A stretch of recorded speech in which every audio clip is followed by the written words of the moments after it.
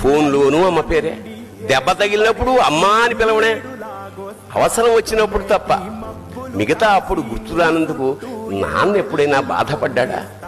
ఏమో.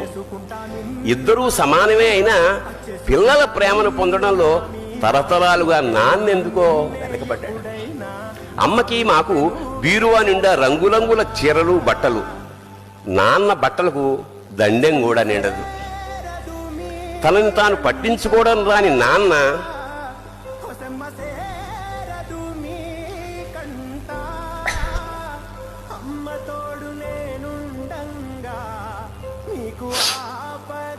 ఎందుకో మాకు కూడా పట్టదంత వెనకపడ్డాడు.